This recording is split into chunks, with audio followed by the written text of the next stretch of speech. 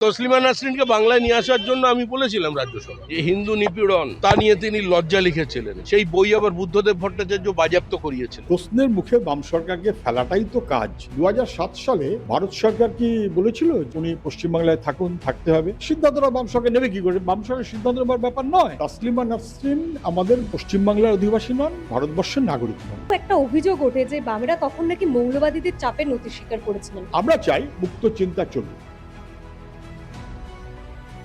সালটা 2007, রাজ্যে তখন বামফ্রন্ট সরকার, মুখ্যমন্ত্রী বুদ্ধদেব ভট্টাচার্য। আমাদের সঙ্গে রয়েছেন বাম নেতা সুজন চক্রবর্তী, তার সঙ্গে কথা বলবো। বুঝতেই পারছেন যে তসলিমা নাসরিনের বিষয়ে কথা বলছি। মাঝে প্রায় 20 বছর কেটে গিয়েছেন, তিনি কলকাতা ছেড়েছেন। শোনা যাচ্ছে নতুন সরকার আসার পর উদ্যোগ নেওয়া হচ্ছে, তিনি আবার আসছেন সামনেই 1 আগস্ট একটি অনুষ্ঠানে রবীন্দ্র সদনে। কিভাবে দেখছেন এই ঘটনাকে, এবং তখন যে চলে যেতে হয়েছিল তসলিমা নাসরিনকে, এখনো কিন্তু বাম সরকারকে প্রশ্ন করা হয় যে সেই সিদ্ধান্ত কি সঠিক ছিল? কি মনে করেন? বাম সরকার থাকবে অথবা থাকবে না, প্রশ্নের মুখে বাম সরকারকে ফেলাটাই তো কাজ।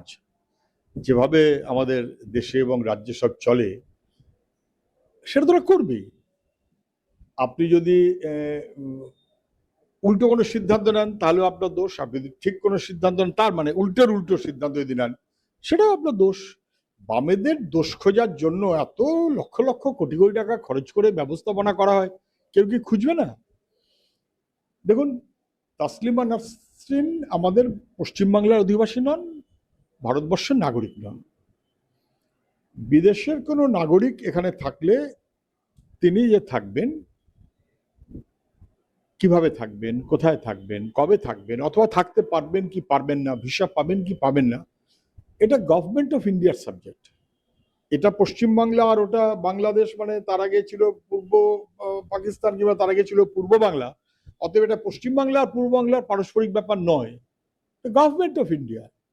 2007 সালে ভারত সরকার কি বলেছিল যে উনি পশ্চিমবাংলায় থাকুন, থাকতে হবে?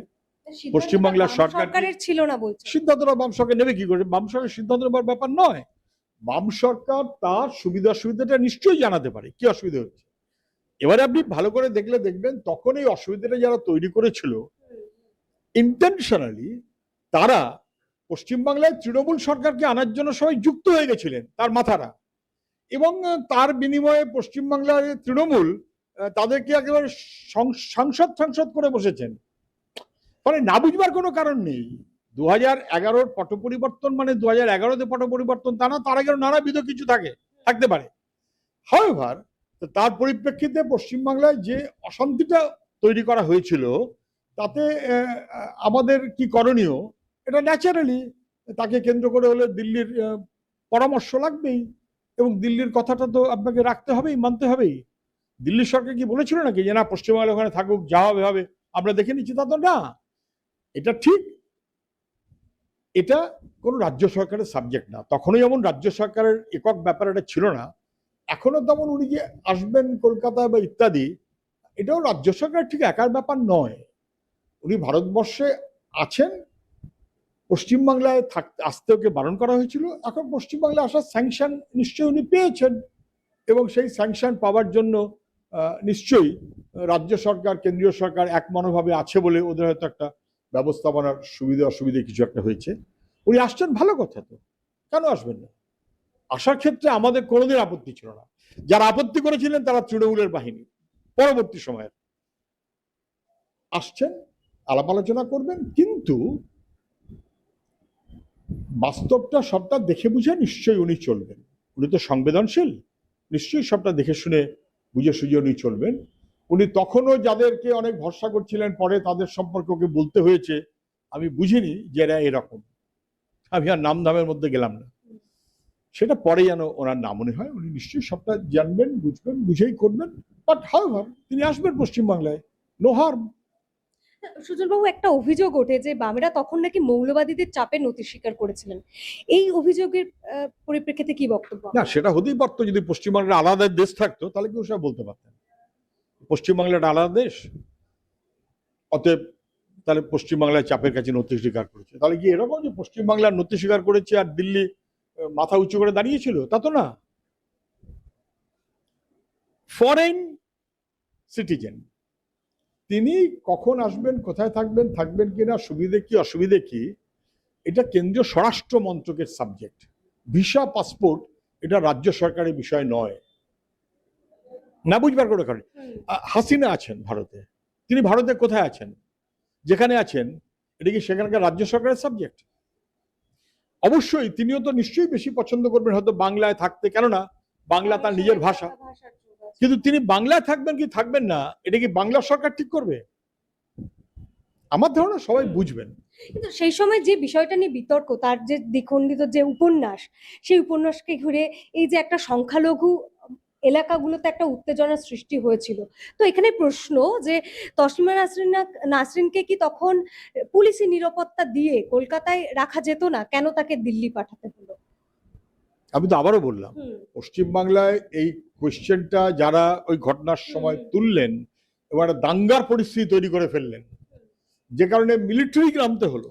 আর মিলিটারি তো আর দিল্লির স্যাংশন না হলে নামে না। সেটা একটা সাময়িক একটা, এই মুহূর্তে যেতে হবে, একটা কিছু একটা বড় অ্যাক্সিডেন্ট ঘটে গেছে, আলাদা কথা। কিন্তু সেইখানে তখন যারা এই কোয়েশ্চেনগুলো তুললেন বা এমন একটা পরিবেশ তৈরি করলেন, তাদের পরবর্তী সময় গন্তব্যটা কোথায় ছিল না বুঝবার কোনো কারণ নেই। নানাবিধভাবে এই রকমের বিভ্রান্তিগুলোকে তৈরি করার প্রচন্ড চেষ্টা হয়েছে, এবং all this are part of a game, যেখানে বামফ্রন্টকে ডিসলজ করা যাবে। তৃণমূল তখন সামনে ছিল, বিজেপি তখন অতটা সামনে ছিল না, কিন্তু তার অ্যাডভান্টেজ পরবর্তী সময় বিজেপি পেয়েছে। এখন যদি এরকম কোনো পরিস্থিতি তৈরি হয়, বামফ্রন্ট ঠিক কি পক্ষ নেবে এরকম বিষয়? বামফ্রন্ট পক্ষ নেবে যে কোনো মানুষের তার স্বাধীনভাবে মত প্রকাশের অধিকার আছে। তিনি যদি ভারতবর্ষে ভিসা পান তাহলে ভারতবর্ষের যে কোনো জায়গাতে তিনি আসতে পারেন, প্রোভাইডেড সরকার সেটাকে দেখে বুঝে বলবে। সরকার মানে অবশ্যই কেন্দ্রীয় সরকার। আমরা চাই মুক্ত চিন্তা চলুক, মুক্ত চিন্তা নিয়ে যদি কোনো প্রশ্ন থাকে সেটা নিয়েও মুক্তভাবে আলোচনা হতে পারে, অসুবিধা কি আছে? সেই নিয়েই বলতে গেলে তার যে বই নিষিদ্ধ করা হয়েছিল, তাহলে সেটা কি শুধুমাত্রই একটা আইন শৃঙ্খলা রক্ষার কারণে, নাকি এই যে স্বাধীন মত প্রকাশ সেটাতে কোথাও গিয়ে? স্বাধীন মত প্রকাশ পশ্চিমবাংলায় বামফ্রন্টের সময় সংবাদ মাধ্যমগুলো দেখলে বুঝবেন যে বামফ্রন্টের বিরুদ্ধে অহর্নিশি সকাল দুপুর সন্ধ্যে রাত বামফ্রন্টের বিরুদ্ধাচরণ বিষোদ্গার করার মতন সুযোগ বামফ্রন্টের আমলে যেটা ছিল, তৃণমূলের আমলে তৃণমূলের বিরুদ্ধে সেই বিষোদ্গারের সুযোগ ছিল না। পরের দিনই কেস খেতে হতো, পরের দিনই ফোন চলে আসতো, পরের দিনই নানান রকম অ্যাকশন হতো। অথবা এখনো ভারতবর্ষে বিজেপির শাসনে সেই সুযোগটা নেই। বামফ্রন্টের সময়তে প্রত্যেকেরই ফ্রি তাদের নিজেদের মত দানের সুযোগ অধিকার ছিল। যিনি মত দেবেন তিনি নিশ্চয়ই বুঝবেন যে কিভাবে তার মতটা তিনি দিতে পারেন, সেটা তার বিবেচনা, তিনিও নিশ্চয়ই বুঝে সুঝে ঠিক করতে পারবেন। কিন্তু বামফ্রন্ট তো কখনো মত দেওয়ার ক্ষেত্রে সাধারণভাবে আপত্তি করেনি, কিন্তু তাকে নিয়ে রাজনৈতিক জলঘোলা অনেকেই করেছেন। রাজনৈতিক জলঘোলা হলে একটু আপাতত দেখে বুঝে চলতে তো হয়। তসলিমা নাসরিন তো বহু এই যে সামাজিক মাধ্যমে তিনি লেখেন, বহু পোস্টে তিনি দাবি করেন নিজেকে বামপন্থী বলে, এবং তিনি যখন এসেছিলেন আমাদের শোনা বিভিন্ন লেখাপত্রেও পড়েছি যে তিনি বাম মহলের বেশ একটু ঘনিষ্ঠও তখন ছিলেন। তো তারপরে এই পরিণতি, তো আমার ঠিক এটা মনে হচ্ছে না বা মনে পড়ছে না যে উনি বামপন্থী আন্দোলনের অংশীদার ছিলেন। এটা বোধহয় একটু অতিশয়োক্তি হয়ে যাচ্ছে। সেটা কেউ বলতেই পারেন, কেউ বলতেই পারেন আমি বামপন্থী। আচ্ছা, মমতা ব্যানার্জিও তো বামপন্থী, অনেকে দাবি করেননি, অনেকে মমতা ব্যানার্জির মধ্যে লেনিন খোঁজেননি। ফলে নিজে কি দাবি করলেন এটা বড় কথা না। আমি কখনো শুনিনি যে উনি বামপন্থী আন্দোলনে পশ্চিমবাংলাতে বা ওখানেও শরিক হয়েছেন, এটা আমি কখনো শুনিনি। যদি আপনার জানা থাকে আলাদা কথা, আমি কখনো শুনিনি। ফলে আমি তা মনে করি সেটা হতে পারে। সেটা এই যে যাদের সঙ্গে উনি তখন বেশি ঘনিষ্ঠভাবে এই যোগাযোগ রাখতেন কি ইত্যাদি, সেই নিয়ে পরে উনি বিষোদ্গারও করেছেন, বিরক্তিও প্রকাশ করেছেন। নামগুলো বলে দেওয়াটা কি আমার ঠিক হবে? ঠিক হবে না। আচ্ছা, আজকে যখন তিনি আসছেন আবার রাজনৈতিক মহলে এই যে চর্চা, তার লেখাপত্রে আমরা দেখেছি যে নারীদের ওপর যে মৌলবাদী আক্রমণ, তার বিরুদ্ধেও তিনি অনেক লেখাপত্র লিখেছেন। তো কোথাও গিয়ে কি মনে হচ্ছে, এটা কোনো একটা রাজনৈতিক বিষয় আবার উস্কে দেওয়ার জন্য কি আমি এটা? বলতে পারবো না, আমি এখন আগে আসুক, হ্যাঁ, কি বলে সবাই শুনবেন, কি করে সবাই দেখবেন। আমি অযথা একবারই কেন বলবো যে উনি একটা উদ্দেশ্য নিয়ে আসছেন, হুম। আমি সব বলতে চাইছি না। রাজ্য সরকার যে নিয়ে এসেছে তারা কি উদ্দেশ্যে আনছেন তারা বলতে পারবেন, কি দিল্লি কেন হ্যাঁ বলছে তারা বলতে পারবেন। এটা কি কোনোভাবে রাজ্যের যারা শাসক তাদেরকে কোনো পারপাস সার্ভ করাবে, তারা বলতে পারবেন। কোনো পারপাস সার্ভ করার অংশীদার উনি যদি না হন, সেটাই বোধহয় শ্রেয় হবে। উনি ওনার মুক্ত চিন্তা নিয়ে নিশ্চয়ই থাকতে পারেন। শ্রমিক ভট্টাচার্য কিন্তু মানে বিজেপি রাজ্যে ক্ষমতায় আসার আগেই রাজ্যসভায় তিনি এই প্রসঙ্গটা তুলেছিলেন যে তসলিমা নাসরিনের বাংলায় আসার বিষয়। ঠিকই তো, উনি তুলেছিলেন। এই তোলার কেন তুলেছিলেন আমি জানি। উনি তুলেছিলেন, এরকম আরো অনেকে তুলেছেন, সাধারণ মানুষ, বামপন্থী মানুষ, অনেকেই তুলেছেন, দক্ষিণপন্থী মানুষ, যে যেরকমের তো যার যার মতন মনোভাব থাকে। শ্রমিক ভট্টাচার্য তুলেছিলেন, সেইটা উনি কি জেনে কি বুঝে তুলেছিলেন উনি জানেন। ওনার তোলা নিয়ে তো কেউ আমরা আপত্তি করিনি, কখনো আপত্তি করিনি, উনি তুলেছেন। কিন্তু government of India is to ফানলেস।